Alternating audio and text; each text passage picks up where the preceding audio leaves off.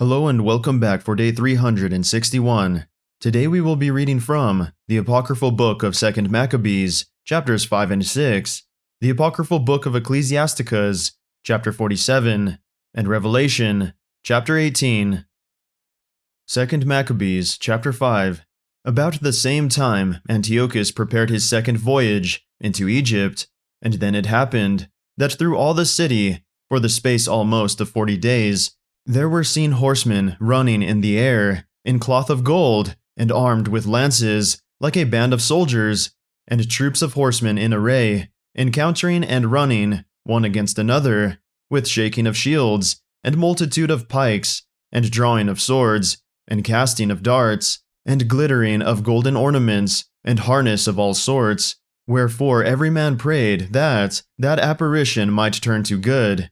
Now when there was gone forth a false rumor, as though Antiochus had been dead, Jason took at the least 1,000 men, and suddenly made an assault upon the city, and they that were upon the walls, being put back, and the city at length taken, Menelaus fled into the castle. But Jason slew his own citizens without mercy, not considering that, to get the day of them, of his own nation, would be a most unhappy day for him, but thinking they had been his enemies, and not his countrymen, whom he conquered. Howbeit, for all this he obtained not the principality, but at the last received shame for the reward of his treason, and fled again into the country of the Ammonites. In the end thereof, he had an unhappy return, being accused before Aradus, the king of the Arabians, fleeing from city to city, pursued of all men, hated as a forsaker of the laws, and being had in abomination as an open enemy of his country and countrymen, he was cast out into Egypt. Thus he that had driven many out of their country perished in a strange land, retiring to the Lacedaemonians, and thinking there to find succor by reason of his kindred. And he that had cast out many unburied had none to mourn for him, nor any solemn funerals at all, nor sepulchre with his fathers.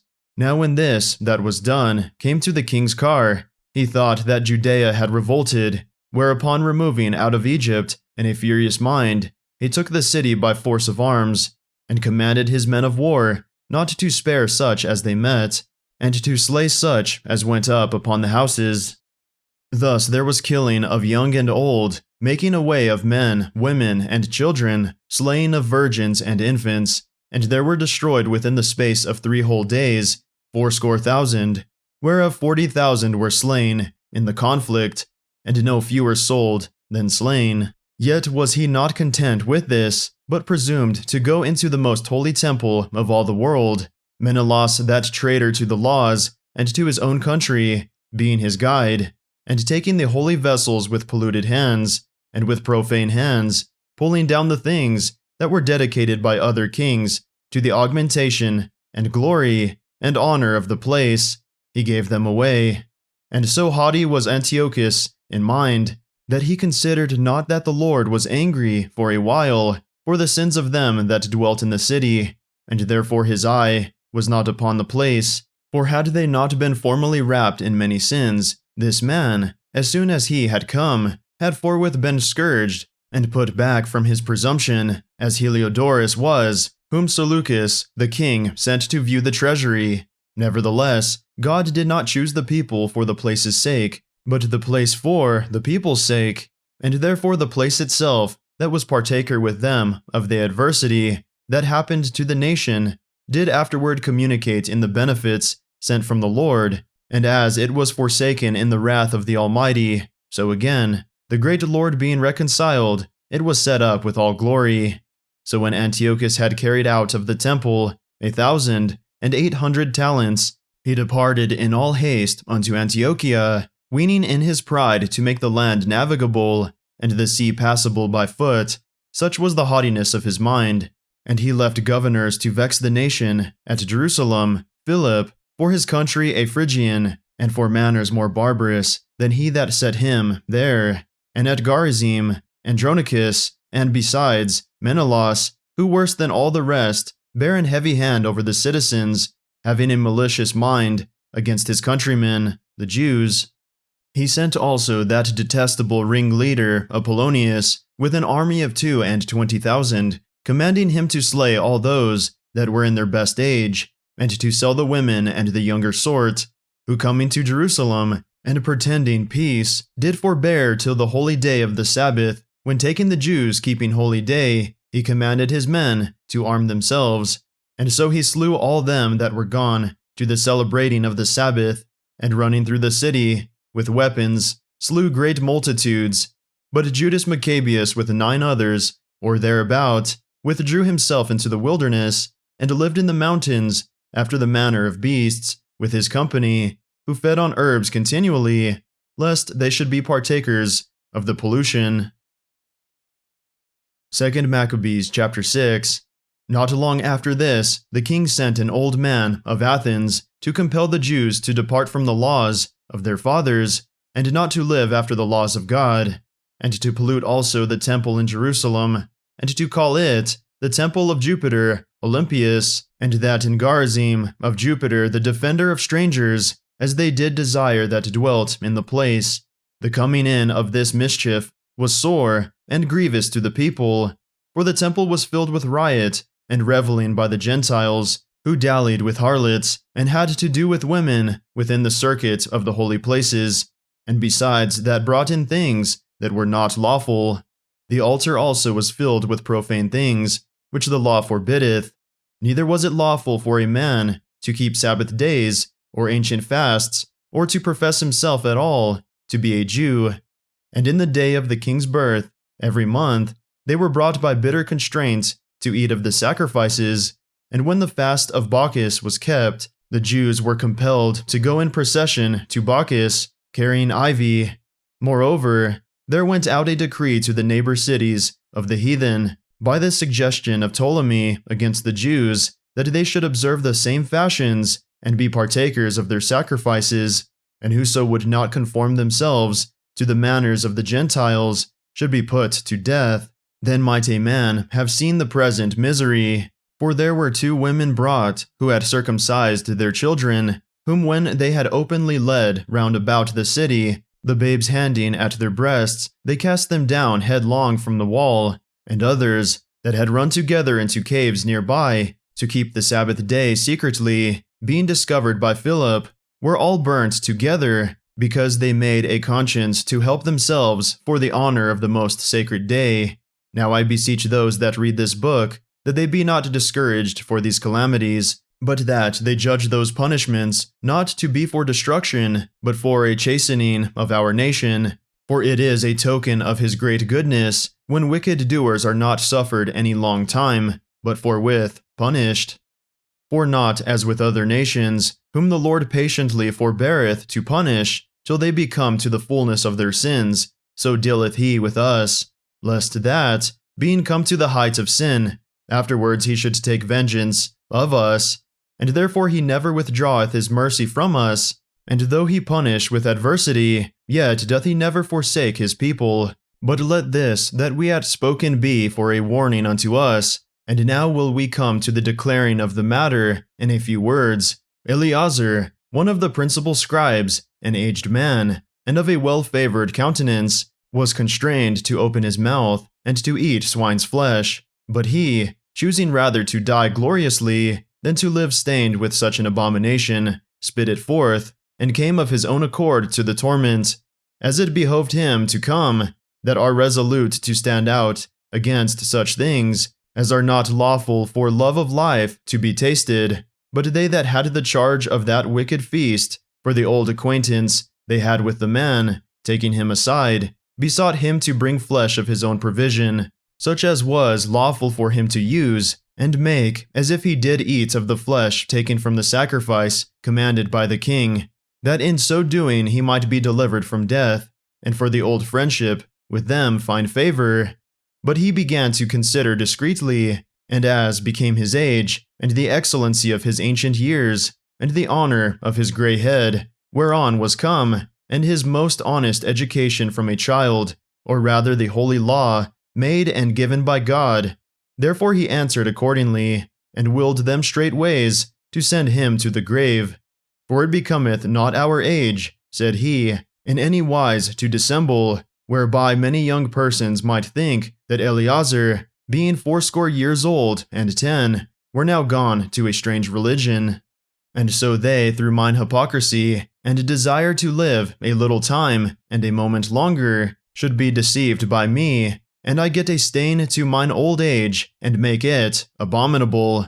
For though, for the present time, I should be delivered from the punishment of men, yet should I not escape the hand of the Almighty, neither alive nor dead.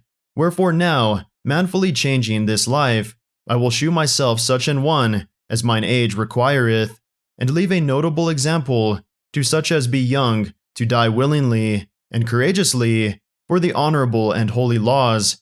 And when he had said these words, immediately he went to the torment. They that led him changing the good will, they bare him a little before into hatred, because the foresaid speeches proceeded, as they thought, from a desperate mind. But when he was ready to die with stripes, he groaned and said, It is manifest unto the Lord that he hath the holy knowledge, that whereas I might have been delivered from death, I now endure sore pains in body by being beaten, but in soul am well content to suffer these things, because I fear him. And thus this man died, leaving his death for an example of a noble courage, and a memorial of virtue, not only unto young men, but unto all his nation.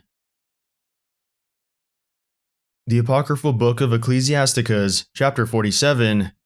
And after him rose up Nathan to prophesy in the time of David. As is the fat taken away from the peace offering, so was David chosen out of the children of Israel. He played with lions as with kids, and with bears as with lambs. Slew he not a giant when he was yet but young? And did he not take away reproach from the people, when he lifted up his hand with the stone in the sling, and beat down the boasting of Goliath? For he called upon the Most High Lord, and he gave him strength in his right hand, to slay that mighty warrior, and set up the horn of his people. So the people honored him with 10,000s, and praised him in the blessings of the Lord, in that he gave him a crown of glory. For he destroyed the enemies on every side, and brought to naught the Philistines, his adversaries, and brake their horn in sunder unto this day. In all his works he praised the Holy One Most High, with words of glory. With his whole heart he sung songs, and loved him that made him. He set singers also before the altar, that by their voices they might make sweet melody, and daily sing praises in their songs. He beautified their feasts, and set in order the solemn times until the end, that they might praise his holy name, and that the temple might sound from morning. The Lord took away his sins, and exalted his horn forever. He gave him a covenant of kings, and a throne of glory in Israel.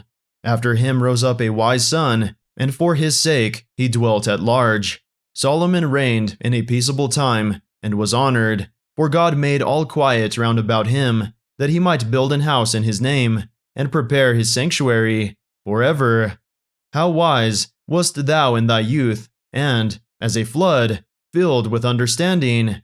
Thy soul covered the whole earth, and thou filledst it with dark parables. Thy name went far unto the islands, and for thy peace thou wast beloved. The countries marveled at thee for thy songs, and proverbs, and parables, and interpretations. By the name of the Lord God, which is called the Lord God of Israel, thou didst gather gold as tin, and didst multiply silver as lead. Thou didst bow thy loins unto women, and by thy body thou wast brought into subjection. Thou didst stain thy honor, and pollute thy seed, so that thou broughtest wrath upon thy children, and wast grieved for thy folly. So the kingdom was divided, and out of Ephraim ruled a rebellious kingdom. But the Lord will never leave off his mercy, neither shall any of his work perish, neither will he abolish the posterity of his elect, and the seed of him that loveth him he will not take away. Wherefore he gave a remnant unto Jacob, and out of him a root unto David. Thus rested Solomon with his fathers, and of his seed he left behind him Rehoboam, even the foolishness of the people, and one that had no understanding, who turned away the people through his counsel. There was also Jeroboam, the son of Nebat, who caused Israel to sin, and shewed Ephraim the way of sin. And their sins were multiplied exceedingly, that they were driven out of the land, for they sought out all wickedness, till the vengeance came upon them. Revelation chapter 18. And after these things, I saw another angel come down from heaven, having great power, and the earth was lightened with his glory. And he cried mightily with a strong voice, saying, Babylon the Great is fallen, and is become the habitation of devils, and the hold of every foul spirit, and a cage of every unclean and hateful bird. For all nations have drunk of the wine of the wrath of her fornication, and the kings of the earth have committed fornication with her, and the merchants of the earth are waxed rich through the abundance of her delicacies. And I heard another voice from heaven saying, Come out of her, my people, that ye be not partakers of her sins, and that ye receive not of her plagues. For her sins have reached unto heaven, and God hath remembered her iniquities. Reward her even as she rewarded you, and double unto her, double according to her works. In the cup which she hath filled, fill to her double. How much she hath glorified herself, and lived deliciously. So much torment and sorrow give her. For she saith in her heart, I sit a queen, and am no widow, and shall see no sorrow. Therefore shall her plagues come in one day, death and mourning, and famine, and she shall be utterly burned with fire. For strong is the Lord God who judgeth her. And the kings of the earth, who have committed fornication and lived deliciously with her, shall bewail her, and lament for her, when they shall see the smoke of her burning, standing afar off for the fear of her torment, saying, Alas, alas, that great city Babylon, that mighty city! For in 1 hour is thy judgment come. And the merchants of the earth shall weep and mourn over her, for no man buyeth their merchandise any more, the merchandise of gold, and silver, and precious stones, and of pearls, and fine linen, and purple, and silk, and scarlet, and all thine wood, and all manner vessels of ivory, and all manner vessels of most precious wood, and of brass, and iron, and marble, and cinnamon, and odors, and ointments, and frankincense, and wine, and oil, and fine flour, and wheat, and beasts, and sheep, and horses, and chariots, and slaves, and souls of men. And the fruits that thy soul lusted after are departed from thee, and all things which were dainty and goodly are departed from thee, and thou shalt find them no more at all. The merchants of these things, which were made rich by her, shall stand afar off, for the fear of her torment, weeping and wailing, and saying, Alas, alas, that great city, that was clothed in fine linen, and purple, and scarlet, and decked with gold, and precious stones, and pearls. For in 1 hour so great riches is come to naught, and every shipmaster, and all the company in ships, and sailors, and as many as trade by sea, stood afar off, and cried when they saw the smoke of her burning, saying, What city is like unto this great city? And they cast dust on their heads, and cried, weeping and wailing, saying, Alas, alas, that great city, wherein were made rich all that had ships in the sea, by reason of her costliness. For in 1 hour is she made desolate.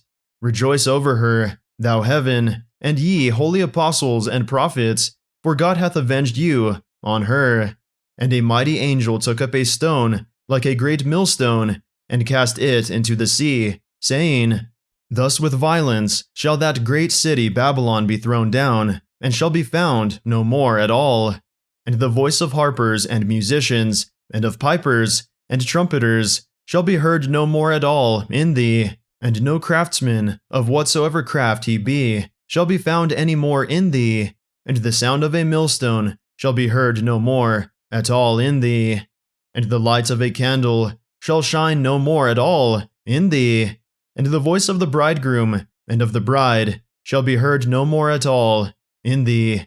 For thy merchants were the great men of the earth, for by thy sorceries were all nations deceived, and in her was found the blood of prophets and of saints and of all that were slain upon the earth. That concludes our reading for the day. May the Lord bless everyone listening with strength, health, and courage, today and always.